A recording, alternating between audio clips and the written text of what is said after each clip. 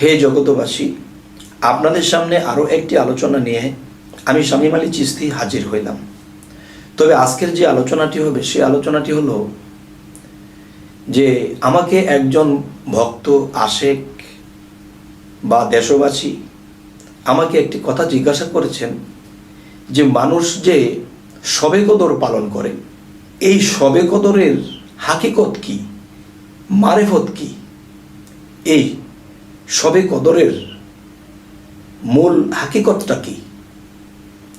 তো শরীয়তের মানুষে শবে কদর পালন করে, তো মারেফতের দৃষ্টিতে, হাকিকতের দৃষ্টিতে এই শবে কদরটা কি। তবে এই শবে কদরটা কি এটা আমি বিস্তারিত আলাপ করব ইনশাল্লাহ, যদি আল্লাহ আমাকে তৌফিক দান করে তা সুন্দর করে আপনাদেরকে বোঝাতে পারবো।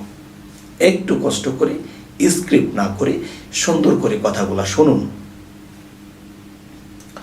শরীয়তের দৃষ্টিতে যারা শবে কদর পালন করতেছে তারা এটা দেখা দেখি করে, বুঝে করে না যে আসলে শবে কদর বিষয়টা কি, না বুঝেই করে। তো আজকে এর হাকিকত এবং মারেফতটা আমি বলার চেষ্টা করবো ইনশাআল্লাহ। সেই কথাগুলো হলো যে হযরত মুহাম্মদ সাল্লাল্লাহু আলাইহি সাল্লামের কাছে একটা সময়ে কিন্তু ওহী ইলহাম আসতো না। তো ওহী ইলহাম আসতো না, না আসলে কি তিনি নবী হতে পারবে? যদি আল্লাহর তরফ থেকে তার কাছে খবরাখবর না হয় তাহলে সে কি নবী রাসূল হতে পারে? পারে না। আচ্ছা, এখন দেখা যায় হযরত মুহাম্মদ সাল্লাল্লাহু আলাইহি সাল্লামের কাছে যখন জিবরাইল আসতো এবং আল্লাহর কথাগুলো তিনি জানতো এবং দেখা গেছে ওহী নাজিল হতো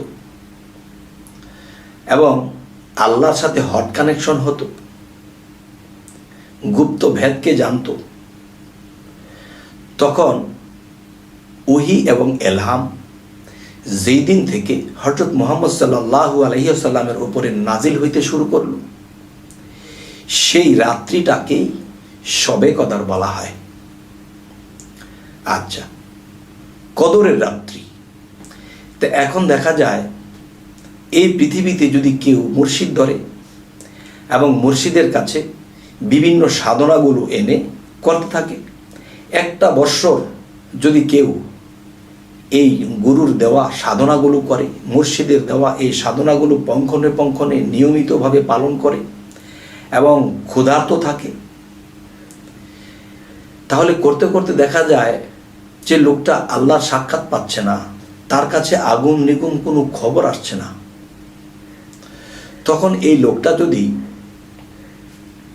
একটা বছর একটানা সাধন চালিয়ে যায়, অনেক কষ্ট ত্যাগ করার পরে, তখন শবে কদরের একটা রাত্রি একটা মানুষের জীবনে ঘটবে।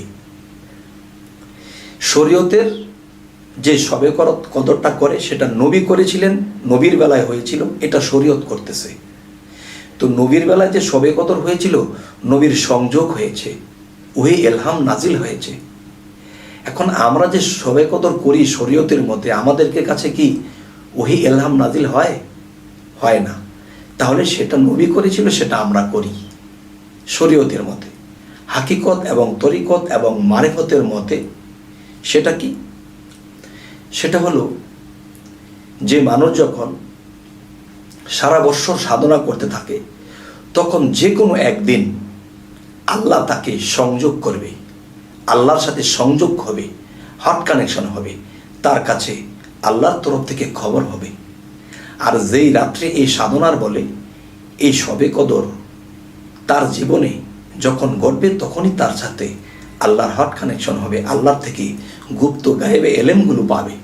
গায়েবে এলেম পাওয়ার যে রাত্রিটি, এই রাত্রিটিকে শবে কদর বলা হয়।